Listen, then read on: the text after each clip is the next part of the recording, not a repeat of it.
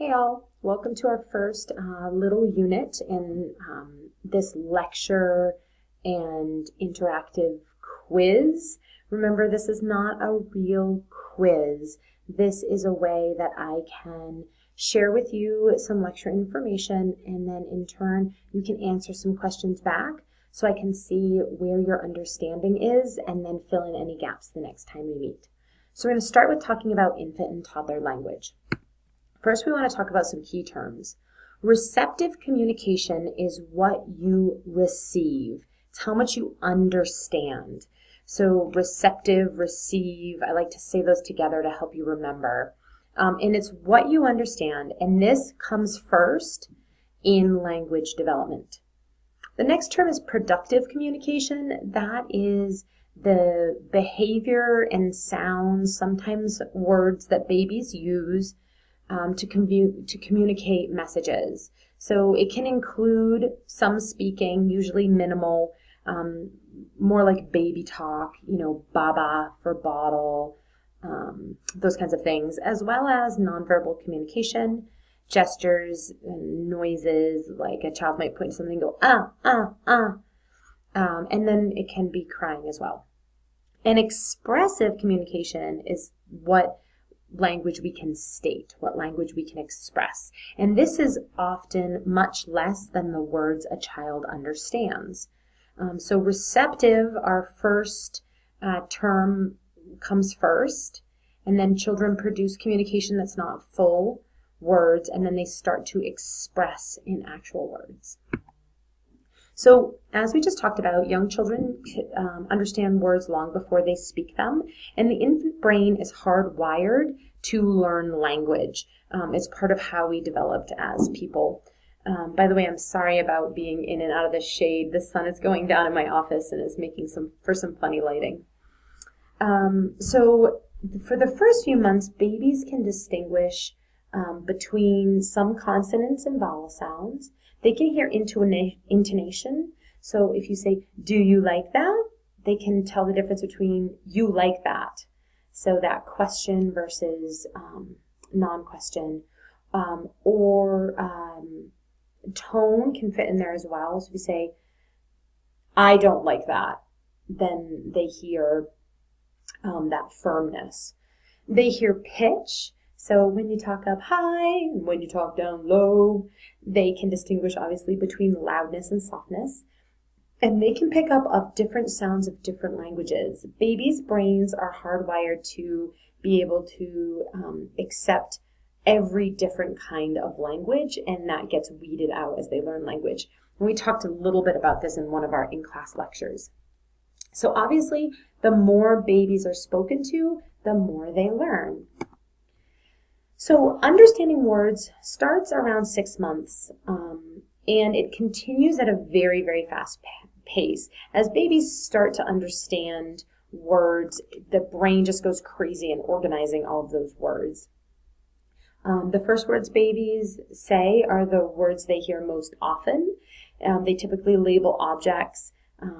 It's influenced by their parents. Typically it's the name of a parent or other really important caregiver, but it can also be a family pet or a loved item. The words of the culture really dictate those first few words that a child says. Crying is the number one form of productive communication. Obviously, as we've talked about, crying is a vehicle for communication for children. Of course, it's very individual. It changes quite a bit. There have been some studies that show that babies cry in accents. And so this study, the Bell-Ainsworth study, I also talked about in class a few weeks ago, that we know that children really, who have relatively quick and consistent adult response to their crying, show less crying in their second 6 months than children who've not had good response to their crying. And these children also show more competence in language development. They tend to understand more of what is said to them, and they also tend to be able to express language a little bit better as well.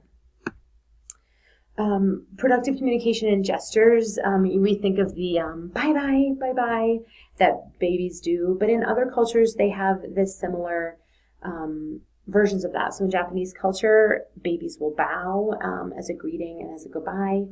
And in Mexican cultures, many play a patty cake. There are noises in the environment that children will make, so they'll hear a car and they'll go vroom vroom, or a dog and they'll go woof woof. There's a lot of that. And they'll sometimes use pretend crying, or they might do it to get attention, but they might also do it to mimic, or even in a play scenario, like if a book and you're saying, "Oh, they're sad," they might do that. And then, of course, there's cooing and first sounds. First sounds are typically repetitive noises. You hear a lot of ba ba ba ba ba da da da da kind of things. They're typically a hard consonant and a soft vowel, like ba ba ba ba. It's hard, ba ba, but it's followed by the ah, which is soft. And then babies babble a lot, and this is where I was talking about adding the consonants, ba ba ba. We believe that this is verbal play. This is children kind of playing with the sounds of language, and it's not typically a thought they're trying to express. They're just kind of working the muscles and practicing and playing with sounds that they hear around them, particularly the simple ones, because they're not ready for more complex sounds yet. Of course, different children in different language environments play with sounds differently, depending on what the most common sounds are in their language. And then we see expressive jargon, that's babbling, that's adult-like in its complexity and its intonation. And this provides opportunities for adults and babies to exchange in conversation like interchanges. I actually had this happen just last Wednesday. I was at a meeting for my school and there was a baby there. And I've known this baby since he was first born, and he's close to 9 months now. And I just said, "Oh, how are you today?" And he was like, "Ba, da, da, da." And I was like, "Really? Tell me more about that." And he was going on, and I was, responding and saying, "Wow, that's amazing," and "Listen to you." And then he would laugh, and I would laugh too. And so it was his pretend conversation and my response to his pretend conversation that allowed us to have a back and forth. That's really foundation in learning the cues of how language works, even though he's not telling me any real words or any real stories. So first words can appear between 8 and 18 months of age. So you notice that's a really wide spectrum.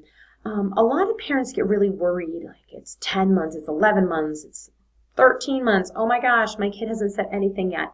It's perfectly normal for anywhere in those first 8 to 18 months that words are expressed. Oftentimes, the first words are hard to understand. Typically, it's only parents who understand them. And oftentimes, children's meaning might be different than ours. A child might say mama, mama for a lot of different things, knowing that mama's going to get a response. Of course, myself as a mom, I'm deluding myself and pretending that my daughter said mama when she meant me. But she probably meant many things at many times, but she knew mama was going to get my attention. So we call this overgeneralization, where a child uses a word to mean many things. So they might use mama for every woman in a family, or they might say car for every kind of vehicle. There's also over-restriction, where a child can get too specific. So the example here is shoes. A child says shoes. Shoes, and you say, "Those are your shoes." And then you point to someone else's shoes and they say shoes. And they might say, "No shoes." And point to their own shoes and say shoes. This means that they think shoes is the name. Sort of like if your dog's name is Spot, you don't call every dog Spot, you call only that dog Spot. So the child may also get confused between what's a name and what's a noun. And then we see two-word sentences show up between 18 months and 2 years. Telegraphic speech are early utterances, early sounds that contain only the words necessary to convey an idea. Me bite, kitty bye-bye, I go. And then word order is usually correct from the beginning. So even though words might be eliminated, they're in the right order. So we wouldn't say me bite. We'd say I bite. But it's in the right order. Children don't usually say, bite me. So they hear the language, they hear the syntax of language, meaning the order, and they put words in the right order from the very beginning. So now that you've heard this little section, I want you to answer this question, which is, you've learned about infant and toddler language. How do you think you can figure out what infants understand when they can't say what they know? So I want you to list here all the ways you can think of that you can figure out what infants know even if they can't say it. I want you to give me at least 3 ways. Good luck.